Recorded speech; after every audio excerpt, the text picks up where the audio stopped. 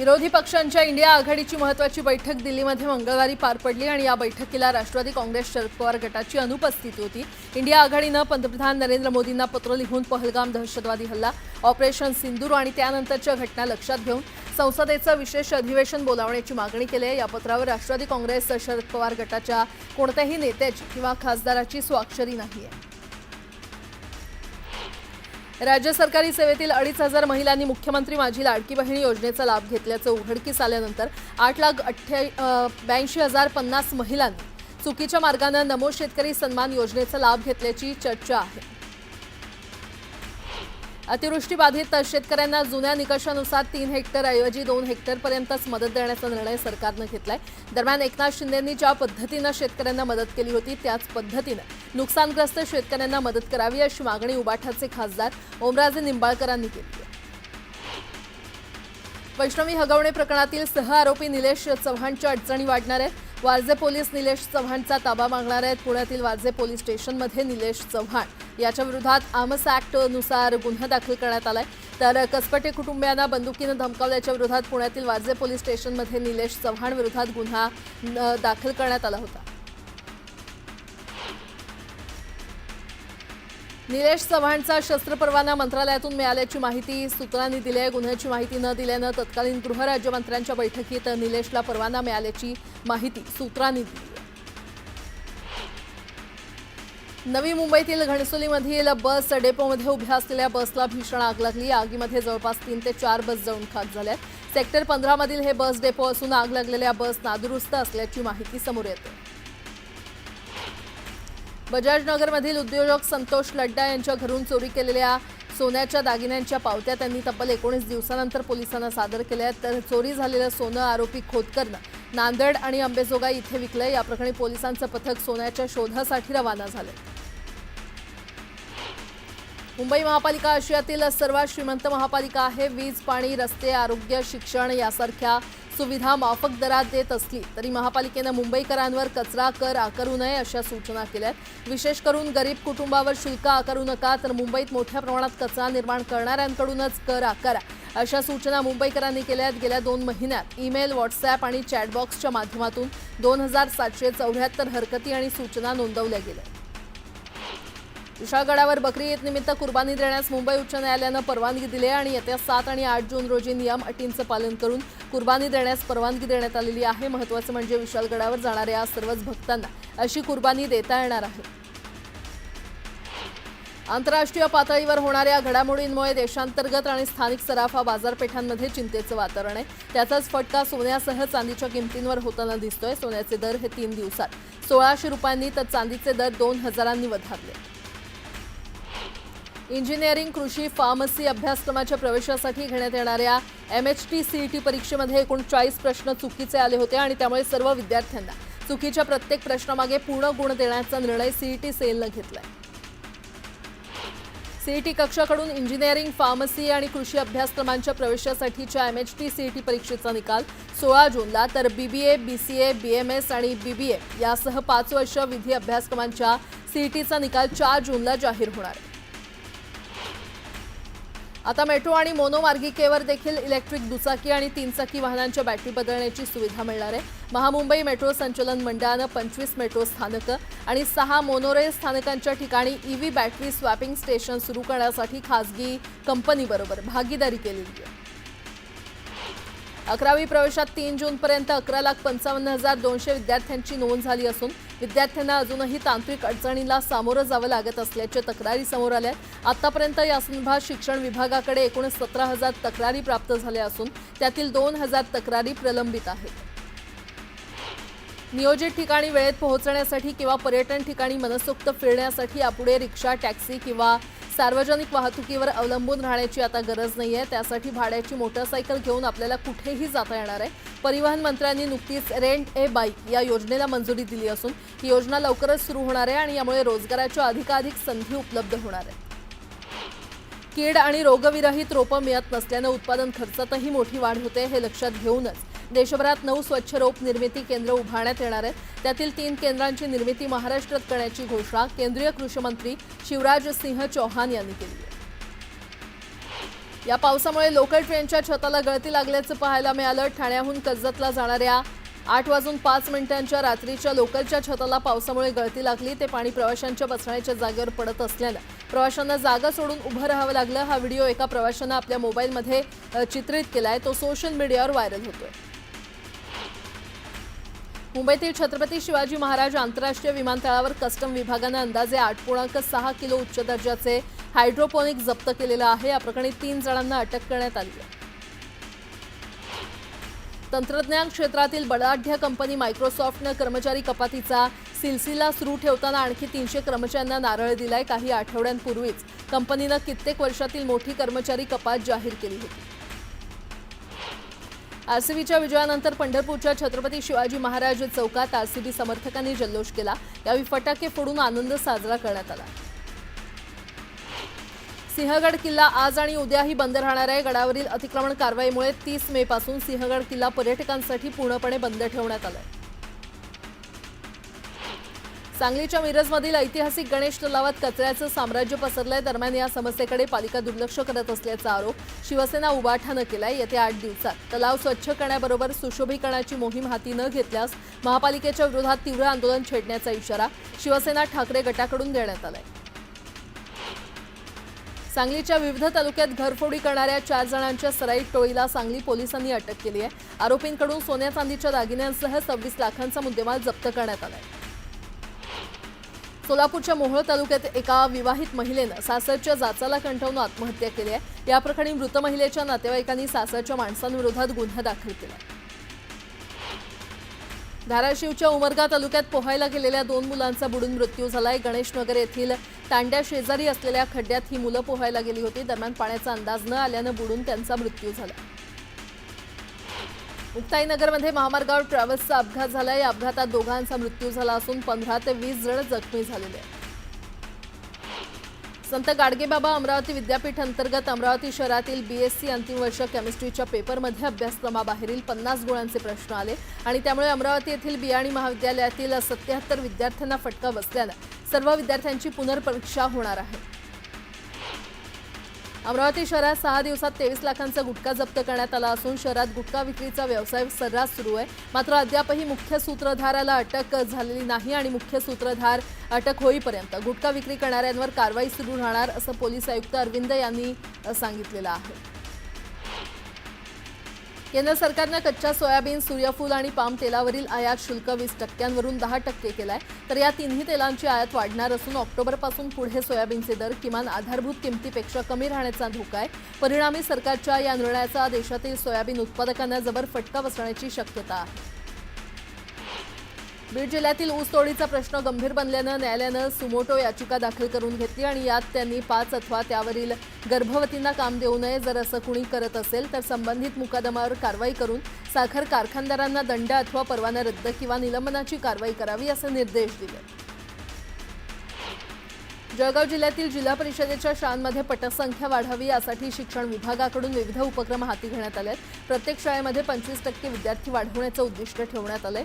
पटसंख्या वाढवण्यासाठी पालकांशी संपर्क साधण्याचं आवाहन शिक्षकांना करण्यात आलंय। संपूर्ण राज्यभर 2 ते 12 जून 2025 दरम्यान शिक्षण प्रशिक्षण शिबिर आयोजित करण्यात आलंय। दरम्यान अकोला जिल्ह्यातील प्रशिक्षणार्थींची प्रशिक्षणादरम्यान गैरसोय होत असल्याचा प्रकार समोर आलाय।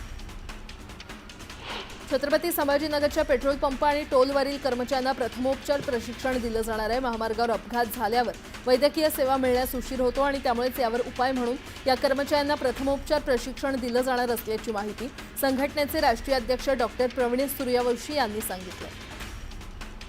नागपूर शहरातील मोतीबाग इथे एका घरात तब्बल 54 पोपटांना पिंजऱ्यात कोंबून ठेवल्याचं आढळून आलं।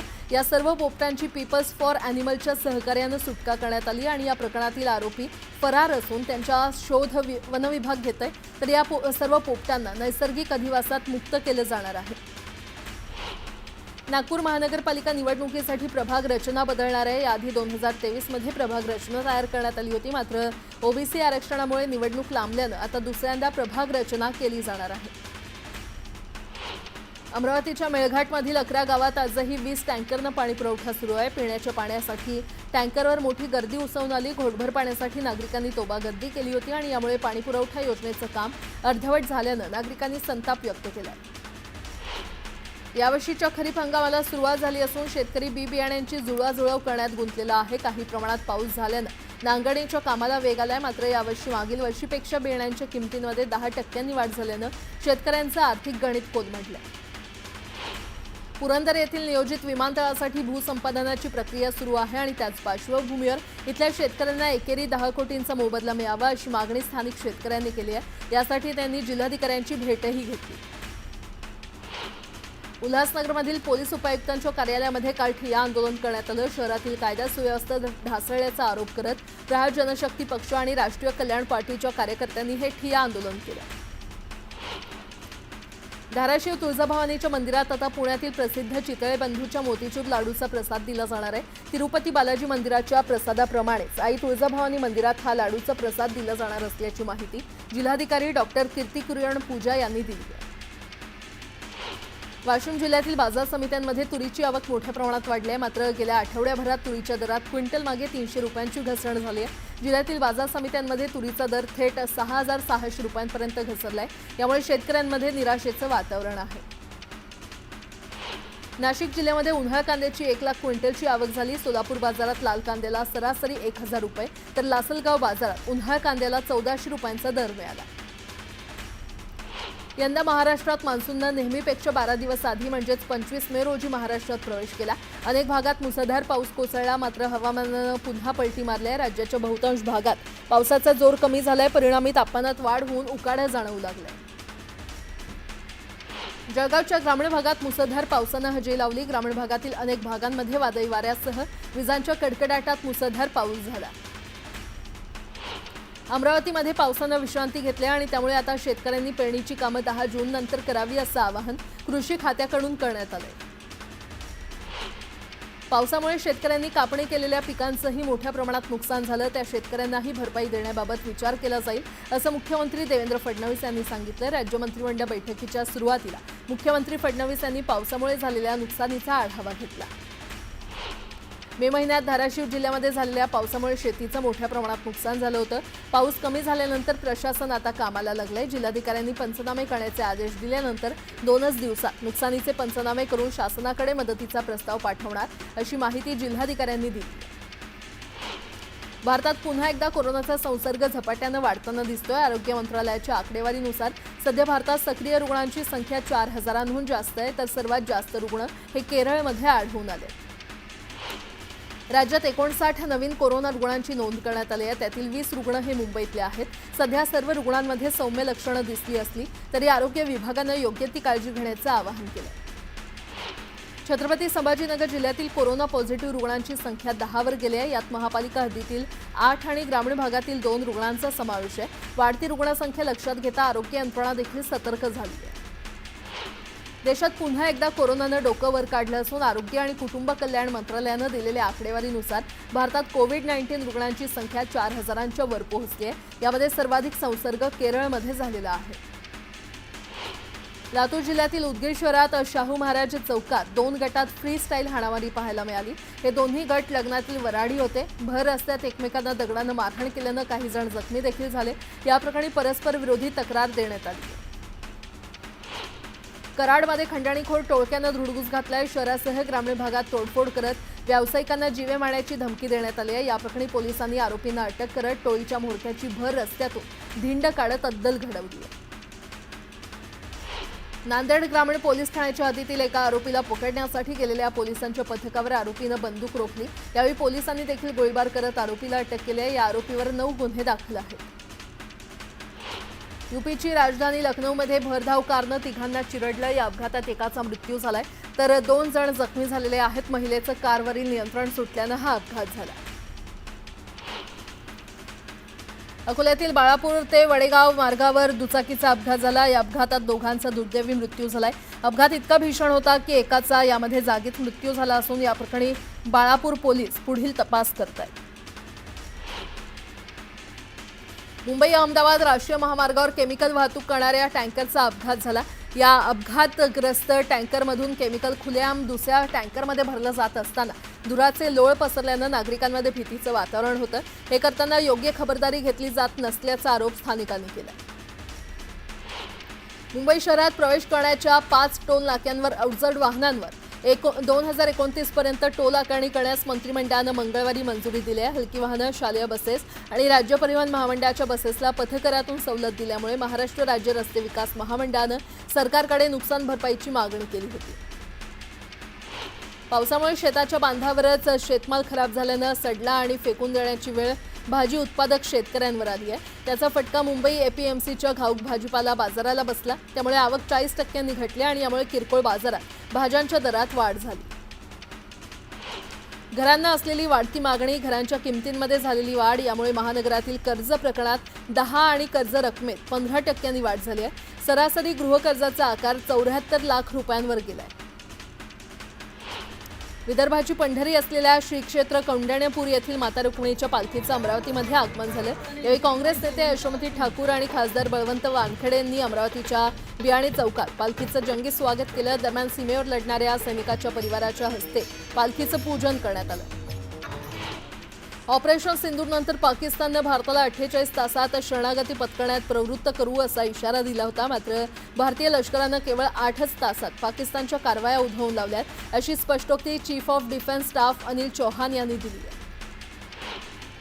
ऑपरेशन सिंदूर दरम्यान भारतीय हवाई दलानं पाकिस्तानच्या हवाई दलाला चांगलाच दणका दिलाय। विश्लेषणानुसार भारतानं पाकिस्तानी हवाई दलाची 6 लढाऊ विमानं, 2 उच्च मूल्यांची विमानं आणि 10हून अधिक UCAV अशी अनेक क्रूझ क्षेपणास्त्र नष्ट केली आहेत। दहशतवाद सीमा ओलांडून पसरलाय। भारतानं सुरू केलेल्या दहशतवाद विरोधी मोहिमेत आता जगभरातील सर्व देशांनी एकत्र येऊन लढण्याची वेळ आली आहे, असं सडेतोड मत भारतीय खासदारांच्या शिष्टमंडळाचे नेते खासदार डॉक्टर श्रीकांत शिंदे यांनी व्यक्त केलंय। लायबेरिया प्रजासत्ताकच्या संसदेला संबोधित करताना खासदार शिंदे यांनी दहशतवाद विरोधातील भारताच्या भूमिका परखडपणे मांडल्या। भारताची राष्ट्रभाषा कोणती असा प्रश्न स्पेनमध्ये गेलेल्या खासदार कनिमोळींना विचारला होता आणि भारताची राष्ट्रीय भाषा एकता आणि विविधता आहे हा संदेश हे शिष्टमंडळ जगासमोर घेऊन येत आहे आणि तीच आजची सर्वात महत्त्वाची गोष्ट आहे, असं उत्तर त्यांनी यावेळी दिलं। पंतप्रधान नरेंद्र मोदींच्या अध्यक्षतेखाली आज मंत्रिमंडळाची मोठी बैठक होणार आहे। ऑपरेशन सिंदूर नंतर ही सर्व मंत्र्यांसोबतची पहिली महत्त्वपूर्ण बैठक असेल। ही मॅरेथॉन बैठक तब्बल 3 ते 4 तास चालणार असून भारताच्या परराष्ट्र धोरणावर आणि पाकिस्तान विरोधातील प्रतिक्रियेवर तसंच जलजीवन मिशनच्या अंमलबजावणीवर सादरीकरण होण्याची शक्यता आहे। पंतप्रधान नरेंद्र मोदी 5 जून रोजी जागतिक पर्यावरण दिनी दिल्लीतील महावीर जयंती उद्यानात रोप लावून एक पेड़ माँ के नाम 2025 या मोहिमेचा शुभारंभ करतील। यावेळी दिल्ली, हरियाणा, राजस्थान आणि गुजरातचे मुख्यमंत्री आपापल्या राज्यातून या मोहिमेमध्ये सामील होतील। निवडणूक प्रक्रिया अधिक पारदर्शक आणि गतिमान करण्यासाठी निवडणूक आयोगानं महत्त्वाचा निर्णय घेतला आहे। यापुढे प्रत्येक मतदारसंघातील अंतिम मतदान टक्केवारी मतदान संपल्यानंतर तात्काळ उपलब्ध होणार आहे। पीठासीन अधिकारी मतदान केंद्रातील अंतिम आकडे निवडणूक आयोगाच्या ॲपवर थेट अपडेट करतील। न्यायमूर्ती यशवंत वर्मा यांच्या अडचणींमध्ये अधिक वाढ होणार आहे। संसदेच्या पुढील अधिवेशनात न्यायमूर्ती वर्मा यांच्या विरोधात महाभियोग प्रस्ताव आणला जाण्याची शक्यता आहे। उच्च न्यायालयाचे न्यायाधीश यशवंत वर्मा यांच्या विरोधात महाभियोग प्रस्ताव आणण्यासाठी केंद्रीय संसदीय कामकाज मंत्री किरेन रिजिजू सर्व पक्षांशी चर्चा करतील। सिक्कीममध्ये ईशान्येकडील भागात मुसळधार पावसामुळे पूर आणि भूस्खलनामुळे मोठं नुकसान झालं। ईशान्येकडील राज्यांमध्ये आतापर्यंत 36 जणांचा मृत्यू झाला। या भूस्खलनात अनेक पर्यटक अडकलेले आहेत। सिक्कीमधील छातेन येथील लष्करी छावणीवर झालेल्या भूस्खलनात मदत आणि बचाव कार्य सुरू आहे। हवाई दलाच्या हेलिकॉप्टरनं NDRFच्या 30 जवानांना पाक योगला हलवण्यात आले। काश्मीरमधील बारामुल्लासह अनेक भागात मुसळधार गारपिटीमुळे मोठं नुकसान झालंय। पावसामुळे सफरचंद पिकाचं मोठं नुकसान झाल्यानं बागायतदारांची चिंता वाढली आहे। पूंछच्या कलई येथे मुसळधार पावसानं कहर केलाय। भूस्खलनामुळे 2 घरं उद्ध्वस्त झाली असून सुदैवानं अपघातात कोणतीही जीवितहानी झाली नाही। मात्र या पावसामुळे दोन्ही कुटुंब बेघर झाली आहेत। हरियाणातील फरीदाबादमध्ये रोड रेजचा एक प्रकार समोर आलाय, जिथे एका वकील आणि त्याच्या मित्राला काठ्यांनी मारहाण करण्यात आली। गाडी पार्किंगवरून हा वाद झाला होता। छत्तीसगडमधील सुरगुजा इथे 2 गटांमध्ये जोरदार हाणामारी झाली। दोन्ही गटांनी एकमेकांवर दगडफेक केली असून या घटनेचा व्हिडिओ सोशल मीडियावर व्हायरल झालाय। मध्य प्रदेशातील रेवा इथे जमिनीच्या वादात हाणामारी झाली असून लाठ्याकाठ्यांनी मारहाण करण्यात आली आहे। या मारहाणीमध्ये एका महिलेसह 3 जण गंभीर जखमी झाले। पाकिस्तान कट्टर समर्थक अझरबैजाननं आता भारताचा मित्र इस्रायलवर दबाव टाकलेला आहे। इस्रायल आणि तुर्कीतील संबंध सामान्य व्हावेत, जेणेकरून राष्ट्राला फायदा होईल असा प्रयत्न अझरबैजानकडून सुरू आहे। डोनाल्ड ट्रम्प यांचं आयात शुल्काचे धोरण आणि जागतिक अनिश्चिततेमुळे अमेरिका आणि जागतिक अर्थव्यवस्थेच्या वेगाला ब्रेक लागलाय। अमेरिकेचा विकास दर 2.2% घटून 1.6% आलाय। रशिया आणि युक्रेनमधील संघर्ष पुन्हा एकदा पेटला। युक्रेननं 72 तासांच्या आत रशियावर आणखी एक मोठा हल्ला केलाय। यावेळी युक्रेनियन सैन्यानं 1100 किलो पाण्याखालील स्फोटकं पेरून क्रिमिया पूल उडवून दिला। यामुळे पुलाचं किती नुकसान झालंय याची माहिती अद्याप मिळालेली नाही।